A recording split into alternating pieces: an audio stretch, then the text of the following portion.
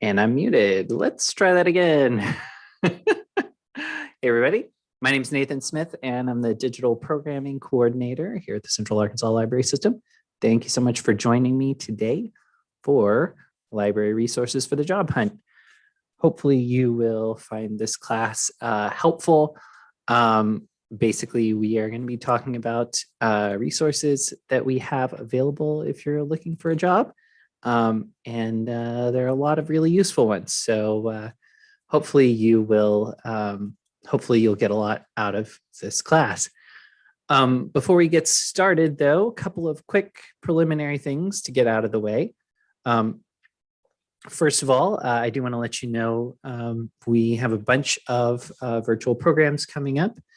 Of course, our summer reading club has started as well. So there's a lot going on with that. One of the things to mention is tonight we'll be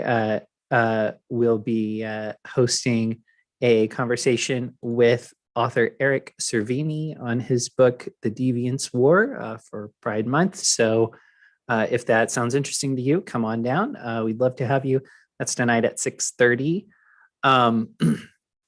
There's a bunch of other stuff coming up. There are more technology classes and all sorts of things.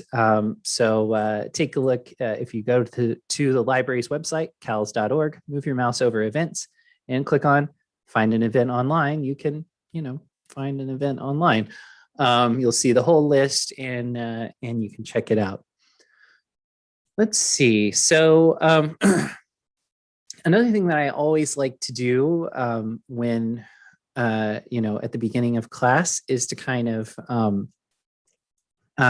to just make sure that folks know, of course, the point of a technology class is for you to learn useful things about technology. So if you are learning something useful about technology, then that's a successful class. If, on the other hand, you are too afraid to ask questions and you are second guessing yourself, well, is that a dumb question or whatever, then that could end up being a problem. What I want to do is, if you have any questions, please just let me know. As soon as they pop into your head, just get them out there. If you are joining me in Zoom, you can hit the little chat button down at the bottom of your Zoom window and type in your question and press enter. If you are in Zoom on a mobile device, tap the middle of the screen, tap the corner where it says more, and then tap on chat, and that should give you the chat option there. If you are watching on Facebook or YouTube, then on YouTube, you'll want to use the live chat feature. And on Facebook, you'll want to just throw your questions into the comments like you would with any other post. So that's all of that stuff. Oh, one other thing, please let me know if at any point there are technical problems, if you lose my audio, if my screen share freezes up, if there are problems with the camera or any of that stuff. Obviously, we want to make sure that if there are technical problems, we resolve those as soon as we possibly can, so that we don't waste a lot of our class time going over material that I thought I was teaching, but it turned out my mic was off. So please just let me know using those same means that I just mentioned as soon as possible if there are technical difficulties.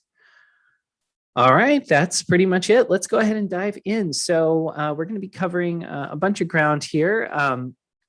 The idea with library resources for the job hunt, the library, we offer a bunch of different types of resources for folks to use. There are a lot of different things that we offer. And so if you are basically, if you have if you're looking for a job, we have a bunch of resources that can help you make that faster, easier, more productive, and that sort of thing. So I am So what we're going to do is just take a little tour of those resources. It's not going to be exhaustive. There are probably other things that we offer that you could use to help with your job search. And we're not going to spend a ton of time on any one tool just because I want you to see all of them.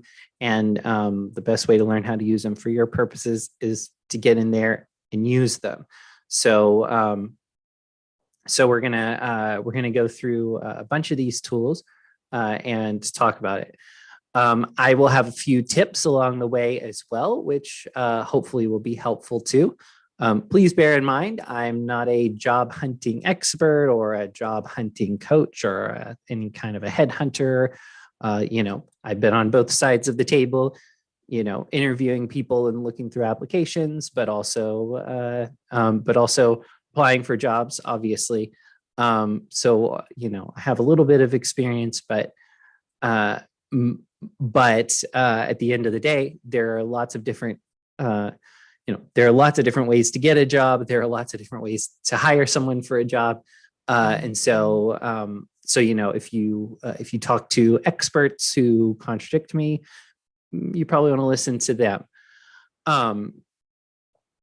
That all being said, let's go ahead and dive into the meat of things here. I'm going to fire up the screen sharing.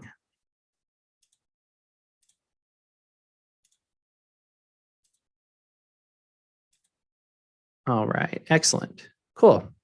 So now we've got my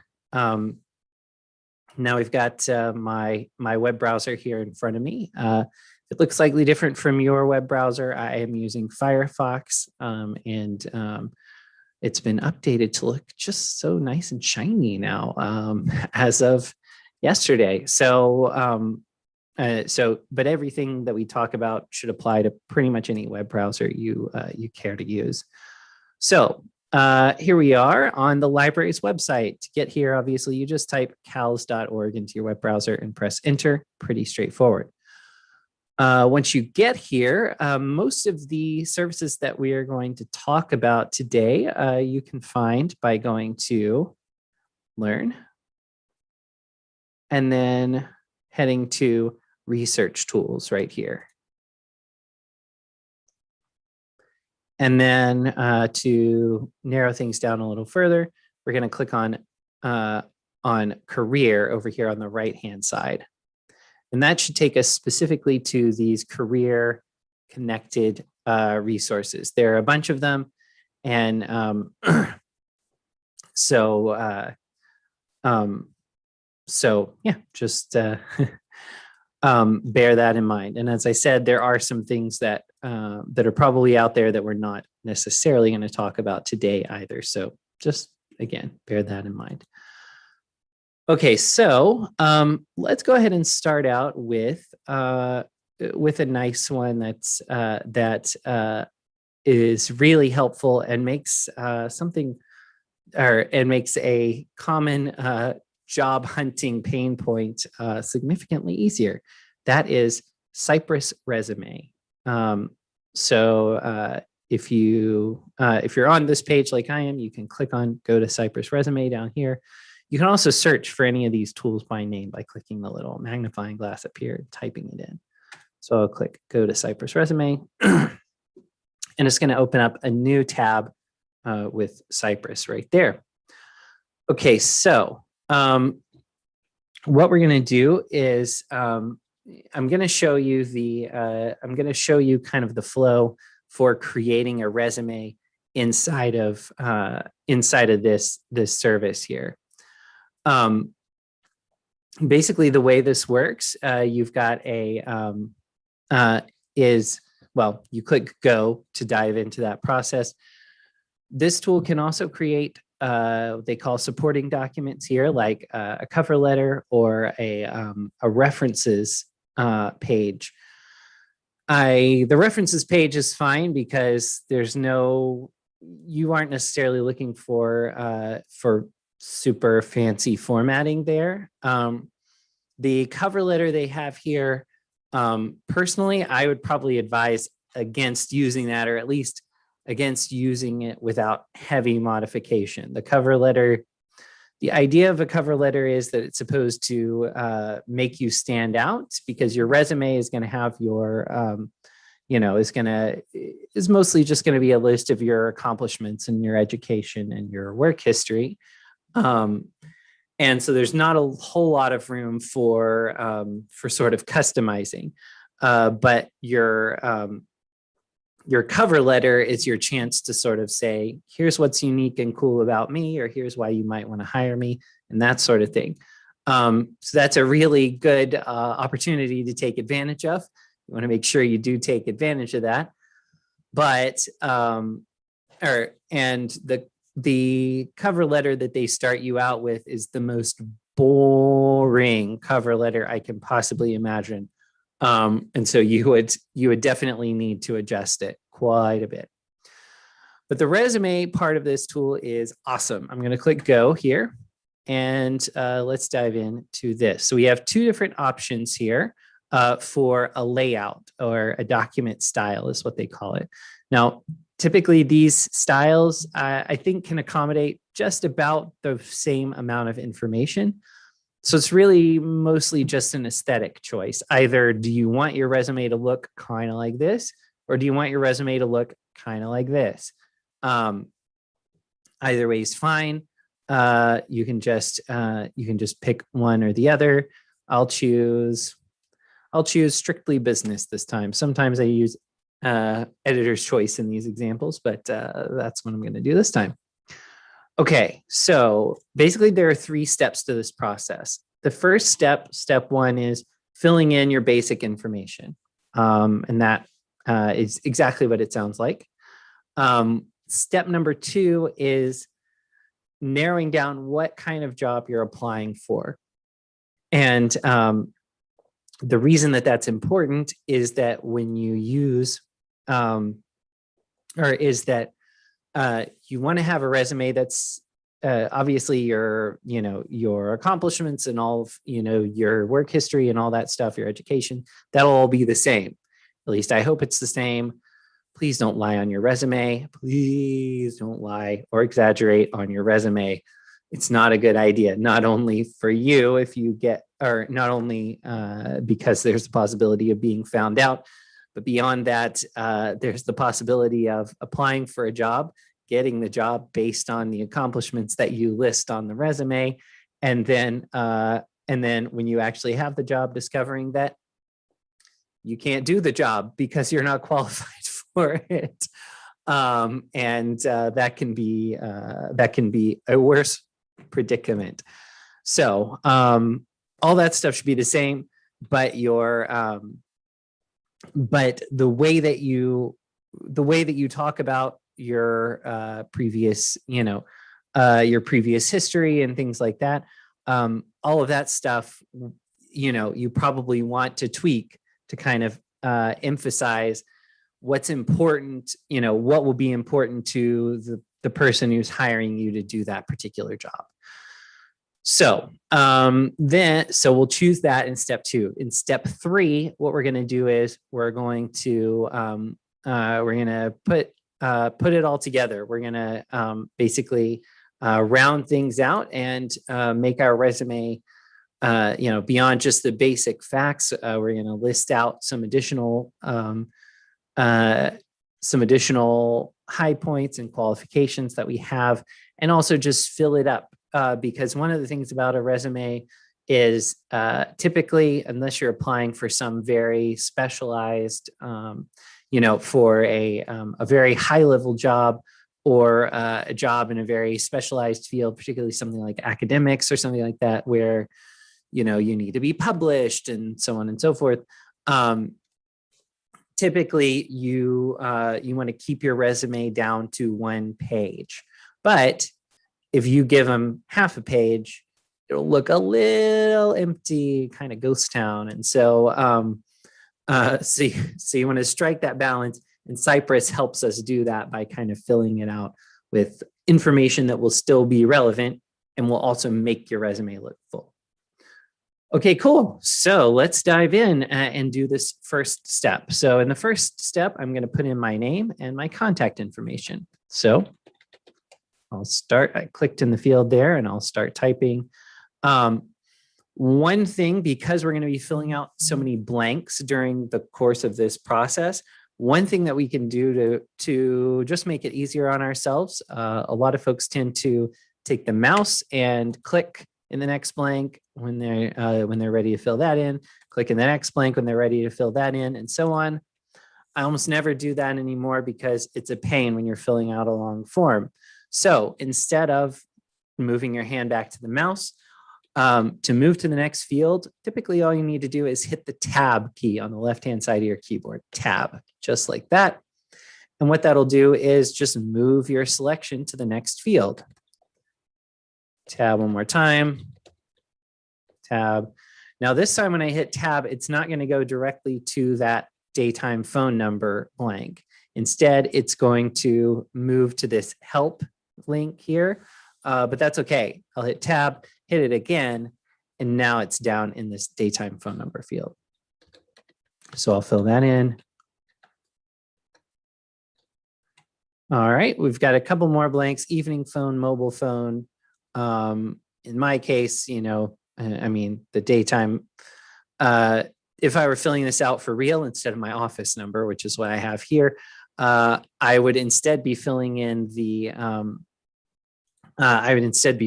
my mobile number. And when I probably would skip over the evening phone and the mobile phone blanks here because, I'd want people to call me on my cell phone.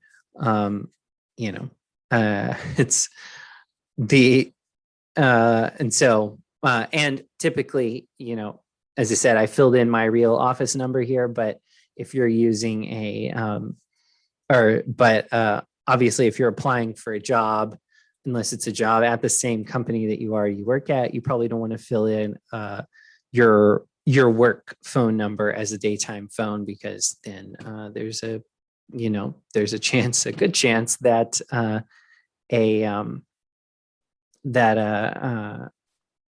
hiring manager might call you at work, and that could be a little awkward.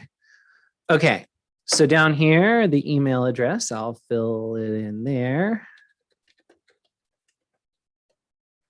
And city and state, typically you do want to fill these in as well, just because that way they'll know whether you're local, essentially. And obviously, particularly if it's a job where you would be coming in person rather than working remotely, you want people to know you can get there. So I'll click next section down at the bottom, and the next section here in step 2 is our employment history. So it asks you to list the most recent first. Please do that because it will not sort it out for you.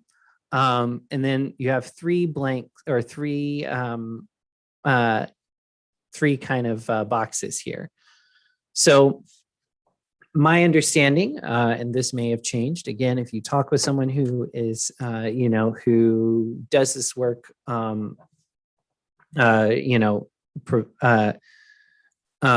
who is a professional, job searching coach or whatever, I don't know, things like that, they may tell you differently. But my understanding is usually what you want to do is fill in up to 3 jobs or up to 10 years, whichever is more. So if you've only had 2 jobs over the last 10 years, then go back 1 more job so that you get 3. If you've only had if you've had more than 3 jobs over the last 10 years, then put all of them so that way they have at least 10 years worth of work history. Now, of course, if you don't have 10 years worth of work history and you haven't had 3 jobs before, then that's fine. No big deal. Put in what you have, don't add extra or anything. But typically, assuming that you have 10 years and 3 jobs worth of experience, you want to put whichever one of those is longer on your resume. I'll just fill in one as an example. So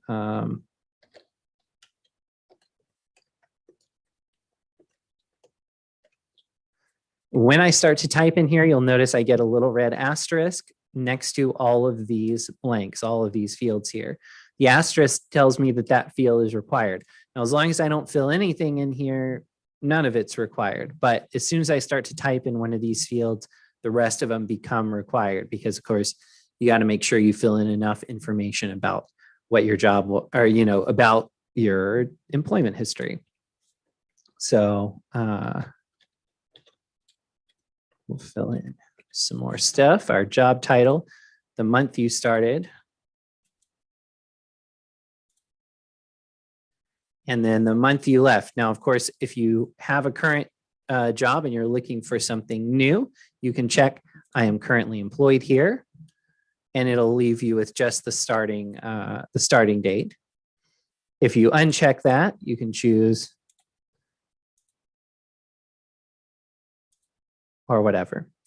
There we go. Okay, that's all set. And I could continue again, working backwards, most recent first, then the second most recent, then the next most recent, and so on. If I have more than 3 jobs to fill in my employment history, all I need to do is click, I have more work history information to enter, and head on down. I'll click next section, and now we have enter your educational history. So for this one, obviously you want to fill in the information that you have. And so if high school is in the somewhat recent past, the last decade or so, you can fill that information in here, or if that's the highest level of formal education that you have, definitely fill that in there in that situation. I'll fill in mine. And this is a little confusing because it starts out with the city where you attended high school. So rather than the name of the high school, which is what I would expect, to be honest.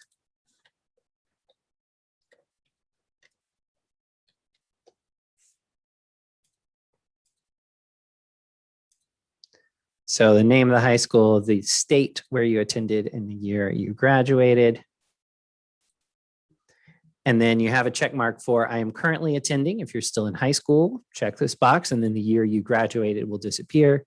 You also have a box for I graduated with honors, which of course will remove the I am currently attending box, because you can't still be attending high school and also have graduated with honors. That doesn't make any sense. And you can fill in the name of the honor,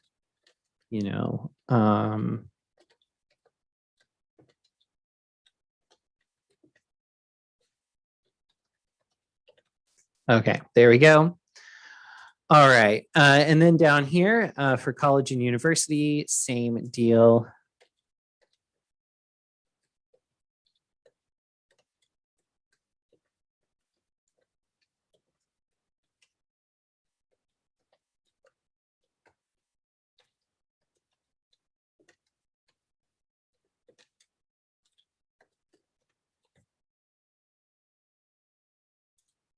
And again, you can fill in the year you graduated. You have an I am currently attending checkbox, and you have a I graduated with honors checkbox.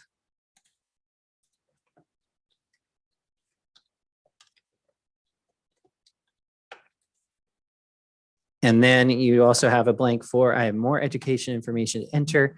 If you click on that, again, you can fill in essentially more college or university stuff. So yeah.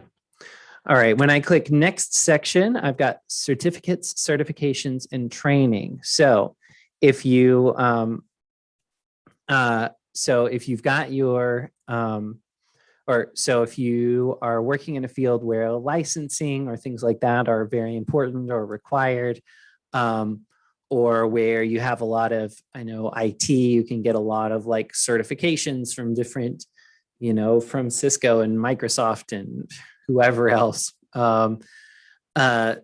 In those types of situations, or if it's just relevant and you think it might be helpful on your resume, you can fill that in. So for instance, I'm a notary, so I'll put that here.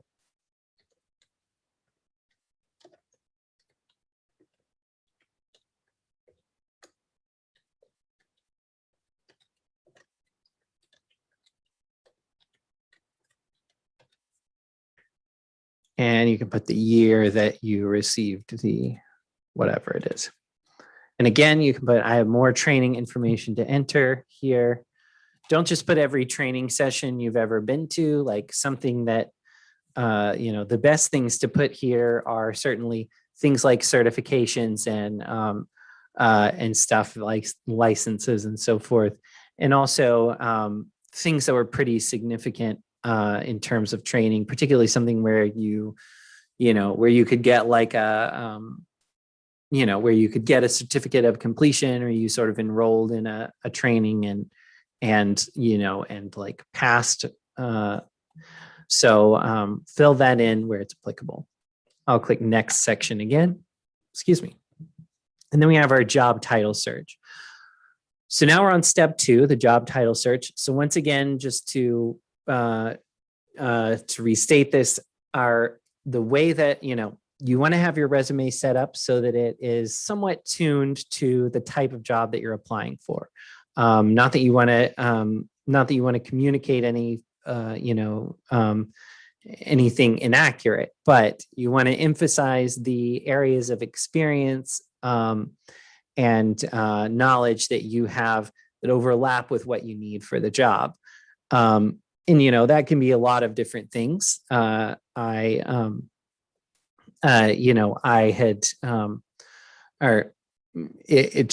all depends on kind of your, on your background and your situation. So under this job title search, let's say I was applying for a similar job to what I do now. I'll go technology instructor. And as I start typing, I'll get some suggestions down here at the bottom. That's great. I can click on one if I see it, or I can just type the whole thing in. I can also browse by the industry. And when you click on this, they have so many industries, so many industries. So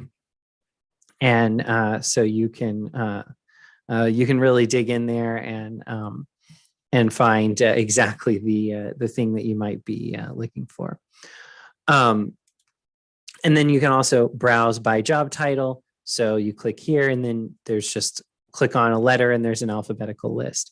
You may not find the exact job title of the job you're applying for. That's okay. The job titles that you find in here are not going to appear on the resume.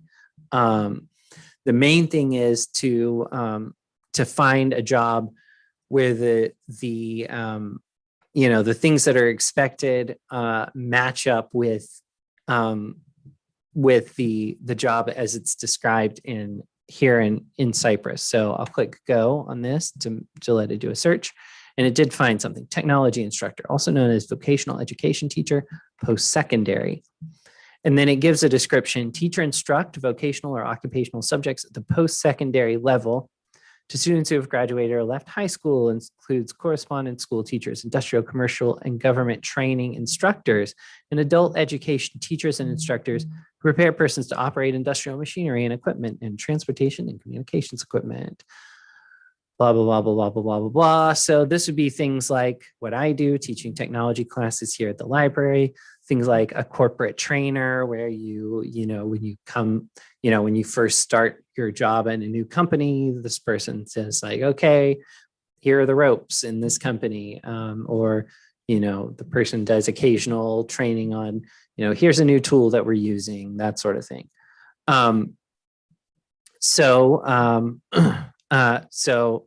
I'll click select this job. And now we're on to step 3. So step 3 is pretty quick. Also, what we're going to do is we're going to select different statements and items here. So basically, as it says a resume should generally be 1 page long. To ensure that your resume is an appropriate length, please select the number of statements recommended by the prompts in each section. Select statements that you feel best reflect your mix of talent and experience. So what's happening here is I've got professional profile statements, software and tools, and then skills and abilities. In each of these, I'm being prompted to select 8 items, 6 items, and 6 items here. And it'll depend on how much information you put in particularly in step 1, how many items you're asked to choose. Because I didn't put much information in there, to keep us moving, I'm being asked to select a lot of information here, so that way I can fill it up and make it look like a full page. So we have select 8 items from this section. So we've got so the professional profile statements, the way these are written, these are sort of personal qualities about you. So you'll notice it's the leadership to, the diligence to, an understanding of, the discernment to, documented capacity to, blah, blah, blah, blah, blah. So these are personal qualities about yourself. They're not necessarily skills per se. They're more like, what is it about you as a person, or, you know, sort of your style of doing things that make you a good fit for this job. So, so that's what we're looking for in the professional profile statements here. So I'll go ahead and select some randomly, honestly.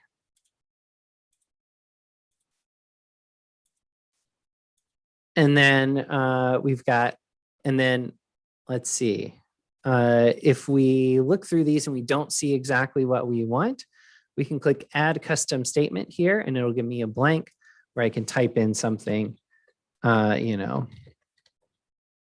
the tenacity to drive all the way to work. And then I'll check use. Okay, so now I only have one left to pick. Here's one that's interesting: an understanding of how to effectively present lectures and conduct discussions to increase students' knowledge and competence using visual aids such as graphs, charts, videotapes, and slides. So it is currently the year of our Lord 2021. It is definitely no longer the time to be using videotapes and slides. That is pretty outdated stuff there.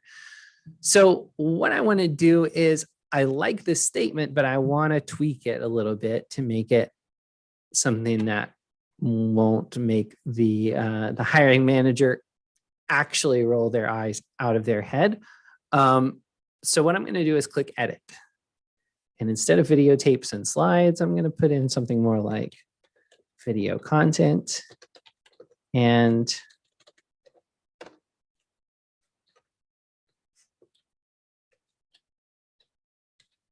presentation tools. Beautiful. I'll click save, and then I'll click use. All right, do not select any more items from this section. Down here under software and tools, I can go through and select a variety of different things. Some of these are, again, either outdated or obvious, like, you know, being able to use a web browser is nothing. Like that's table stakes. If you put that on your resume, people will be like, "What? Why are you even telling me that?" It's like, I can speak English a little bit. So don't use that one if you see that in the list. Oh, wow. Something's gone wrong here. This is interesting. Anywho, well, but again, you can go through and you can make changes to these if you want. Electronic mail software. Okay. Hello, 1996.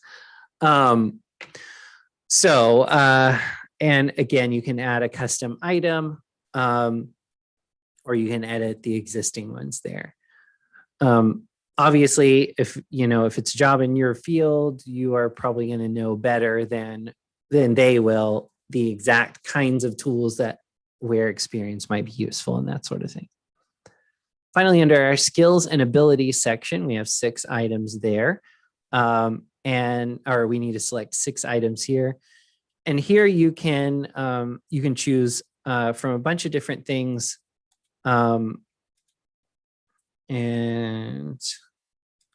these are more like things like skills that you might get training in. Some of these are a little weird because of the particular job that I chose in step 2.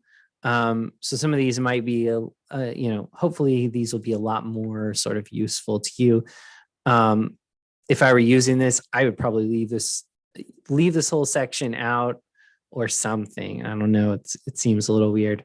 You can also kind of intensify these selections by choosing good, outstanding, or excellent or outstanding to be added on to the beginning of this. Let's go excellent speaking. Okay. Then for some reason, there's a next section button down here rather than what it should be, which is the finish button. I'll click on that and it says creating your resume. And now when I click on this and click view, I can see it and it looks like this. Looks pretty good. And then down here, I have the ability to download an RTF version. RTF stands for rich text format. This is a word processing file that you can open in Microsoft Word or whatever, or a PDF version, which you can't really change that much, but it looks nicer and you can send it directly to the hiring manager or whoever. And that's Cypress Resume. So let's go ahead and move on. That went a little longer than I had hoped. Let's move on to some other things here. We also have, just briefly, I will show you Learning Express Library. In Learning Express Library, you can do a bunch of different things. A lot of the stuff in Learning Express is geared towards like students, particularly kids and high school students and stuff. But there's also some other stuff here. There are adult core skills courses, basic computer skills courses, and a career prep center here where you can do things like take little tests that might be required for certain types of jobs or for applying for certain types of vocational schooling, things like that. And you can, and there's this learn about a career section where you can kind of find out more about what it's like to have a job in such and such an industry, things like that. So that's pretty cool. Go ahead and get out of there though. You will need, if you want to use Learning Express, you will need to create an account using your email address and a password. And you'll need your library card number, so make sure you have that handy. But once you do that, you can like save your progress in practice tests and a lot of cool stuff like that. Okay, so Data Axle Reference Solutions. Data Axle used to be called Reference USA. It has a lot of really interesting research tools. So I clicked on that. And now I am here in Data Axle. And what I've got are, and there are a bunch of different options here. A lot of this is geared towards things like marketing. So that wouldn't necessarily apply for your job hunt, but there is a US jobs/internships area here. When I click on search, I can search by either job title, keyword, or company name, and I can choose where. I'm just going to go not fill in anything. And there's an advanced search where you can limit it by more criteria. But I'll click view results. Let's just see what all is available nearby in any case. Looks like there are 1,025 results in and around Little Rock. Got some North Little Rock, you got some Maumelle in there and so forth. Excuse me. So if I'm interested in a particular, job, I can just, I can click on it to go directly to that listing. These listings, as you can see at the top, come from Indeed. So you can go to the Indeed listing by clicking on one of these links. But you can also do something pretty cool, which you can't do on the Indeed site. And that is, if you find a job that you are, if you find a job that you're interested in and you want to know a little more about the company, you can come down and click on that. So I'll click on JCPenney here. And multiple businesses found. And when I click through, you'll see now I have some more information. I have some information about the specific location, even down to which census block it's in and what their publicly listed contact info is. If I scroll down, I can see other job, or I can see, different job listings from them. I can also see what industries they're considered to be a part of. So if you're like, I don't know what that company even does, you might be able to look in here and get an idea. You can also do, you can also find out a lot more. So looks like there are 280 employees at that particular location that you'd be applying for. This shows you their sales volume. They sell about 45. They do about, about $45 million in revenue. And a bunch of different stuff. You can see who the president of the company is. You can find out what their various business expenditures are as a company, and a whole lot of other things. So basically, by using this, you can go into your, you can go into an interview with a little bit more knowledge than the average candidate has about the business. And that could potentially give you a very nice edge when it comes to possibly landing the job. So that's the main thing there in Data Axle. Let's go ahead and get out of there and let's look at some other stuff.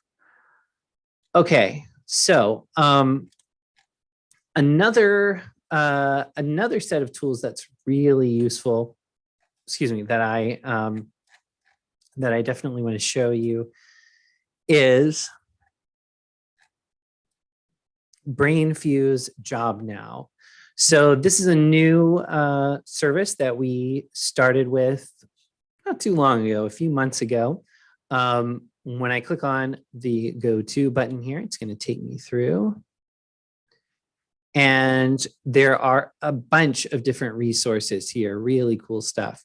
So we've got over here on the left, we have a lot of different resume things. So there's you can download a template to create a resume. If you decide not to do it in Cypress, you can do it here.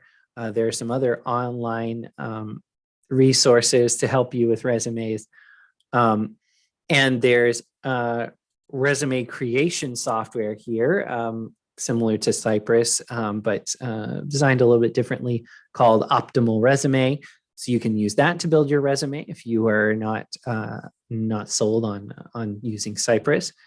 And there are live resume experts. So you can actually, if you click on this, you can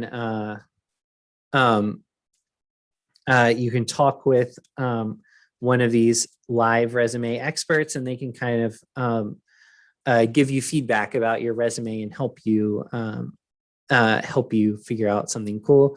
You can also, there's live interview coaching as well. So you can work with, one of these live coaches to talk about, or to work on interviews, or to work on your interviewing skills, because that's a hard thing to do, and practice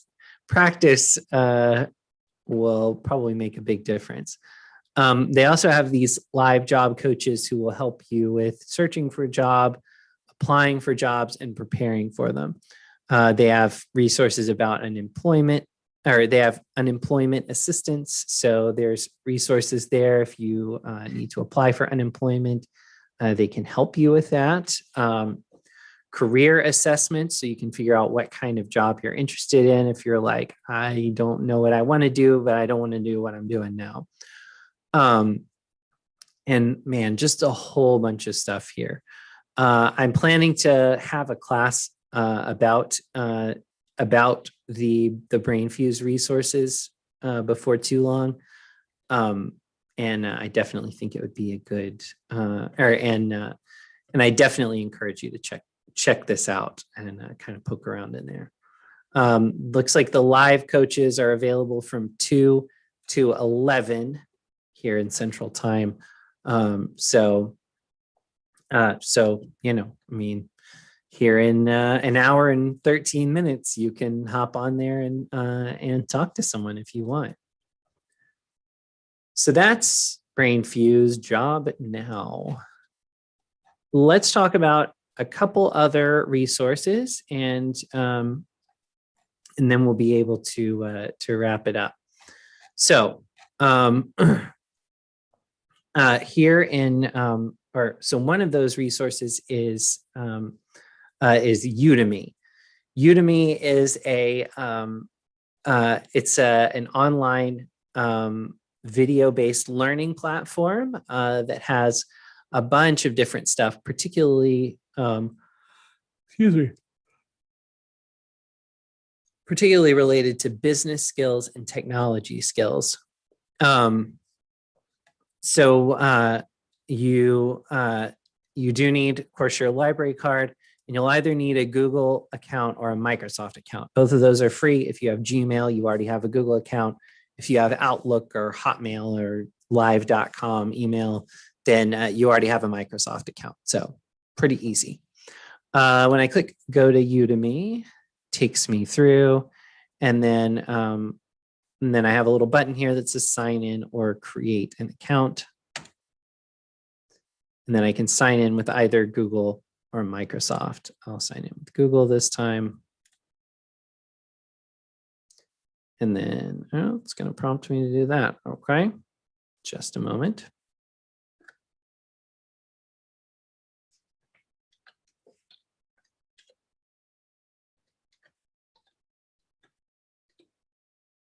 Yeah, okay. Anyway, it's going to make me do this.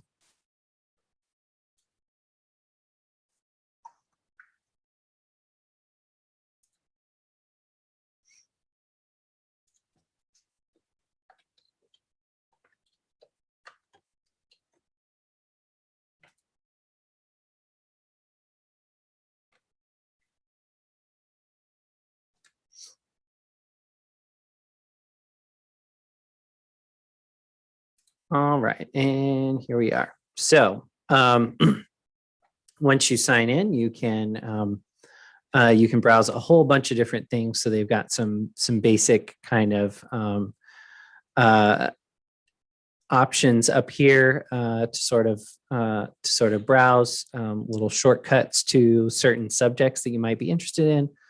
You can move over categories here, and you can come down and find design and sales and marketing and productivity, IT operations, finance and accounting, all kinds of stuff. Or you can even search for a particular piece of software, like if you want to learn about, say, I don't know, Excel, for example. Type that in. And there it is, Excel from beginner to advanced. So there's a sort of nice long course here that looks very exhaustive. And there's a whole bunch of things here. You can filter it down by by sort of your skill level in that topic, or your level of knowledge in that topic, and other related topics and so forth. A bunch of stuff. There's an app that you can download on your mobile device, so you can access this on your phone. In fact, one nice thing that you can do on your phone that I've taken advantage of some is to start playing one, and you can actually just you can just lock your phone and put it in your pocket and just listen to it in your headphones. And that's as long as it's something that's not too visual, you won't have to worry so much about, or you can be moving around the house or cleaning or washing dishes or driving or whatever. and still learn some useful skills at the same time. It's pretty cool. So that's Udemy.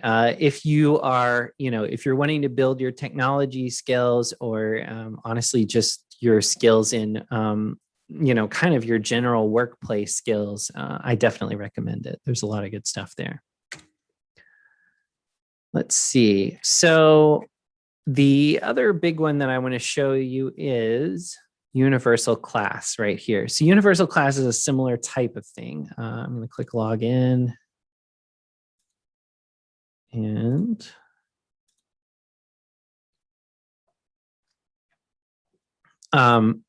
by the way, when you're using Universal Class you want to make sure that you are, well, basically back on the previous step there. If you haven't used the service before, you'll want to click register rather than log in. It's going to have you create an account. Again, you'll need your email address and a password, and your library card number. And also, before you start enrolling in any classes in Universal Class, you'll need to use the link in your email to verify your email address. Otherwise, it'll let you sign in, but it won't let you actually start any of the classes. So there's a My Classes tab, which is where you normally start. But then if I click the Browse Courses area here, you can see a bunch of different things. There are over 500 courses here in Universal Class, and they really, really run the gamut. Everything from, computer training and career and business and finance to things like self-help, spiritual studies, pet and animal care, and so forth. So there's a ton of different stuff here. One of the cool things about this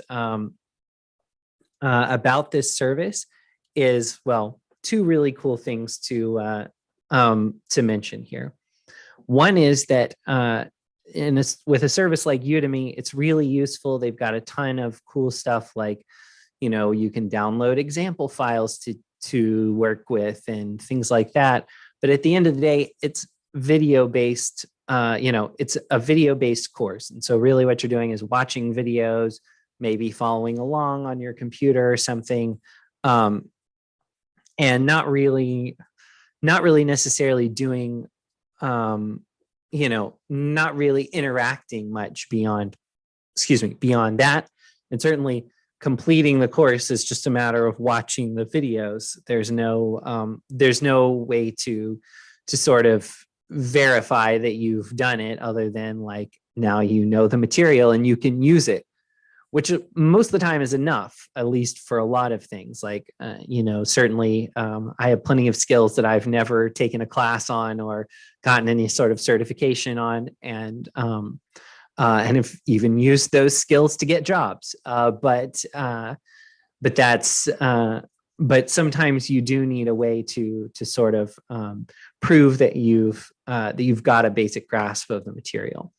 And so Universal Class allows you to, number one, in addition to things like, watching videos and reading written content, Universal Class actually has assignments and evaluations.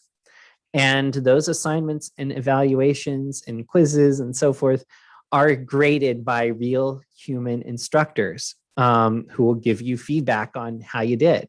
And if you get stuck or if you're confused about some of the material, you can send a message to those real human instructors and they will send a message back to you through Universal Class's internal email service. So you aren't just stuck if you get to some part of the video and are confused about what you're learning or not learning. You can ask questions and get help from a real person. And because that real person is grading your work, at the end of the course, you will actually be able to certify, in most cases, that you've gone through it. You will get a little certificate, and you'll be awarded what are called CEUs, Continuing Education Units. Some organizations that some organizations require folks to, they have continuing education requirements for their staff, and the CEUs, and some organizations require that you take courses that award these CEUs so that they can verify that you've actually done it, and that the material that you learned meets certain basic standards. And so a lot of times those courses that award CEUs are pretty pricey, or they require you to come in for class, out of work hours or whatever, or during work hours or something. But this you can do anytime you want. It's self-paced. And because you have a library card with CALS, it's free too. Really useful service there as well, Universal Class. And that's the main stuff. There are a couple of other, there's one other thing that is worth mentioning, but it's kind of in transition at the moment. So I don't necessarily want to walk you through all the ins and outs of it, because those ins and outs are going to change pretty soon.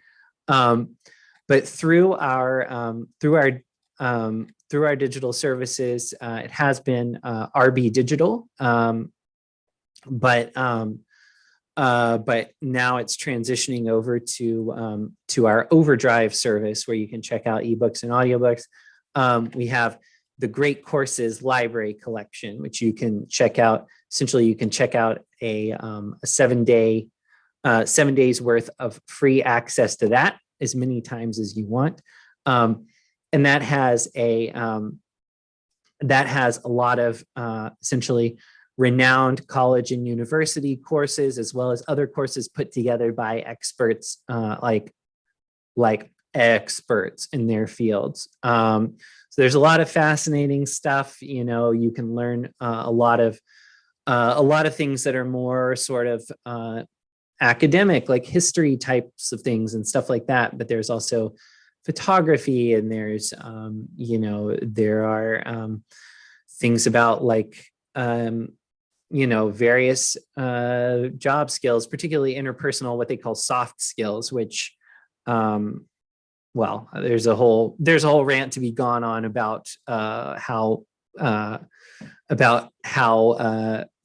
bad that term is, but basically things that you don't necessarily get graded on in school, that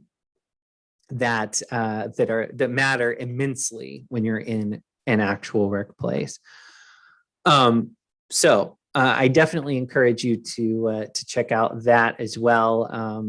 It's like I said, I believe right now it's still available in RB Digital, but that's again likely going to change within a few weeks. It'll move over to Overdrive. And that is about it. What questions do y'all have for me before we wrap things up for today?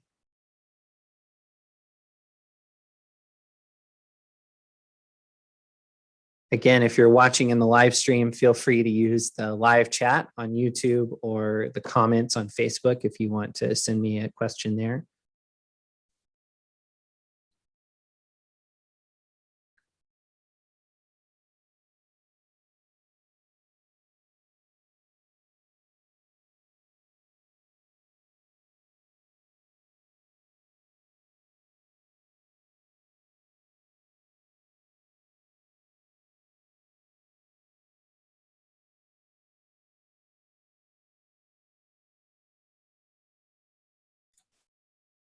All right, I don't see anything. If you do have questions after the fact, feel free to shoot me an email. The best email address to use for that is digital@cals.org. So that's digital@cals.org. And I hope that y'all have a fantastic rest of the day. Thank you so much for joining me.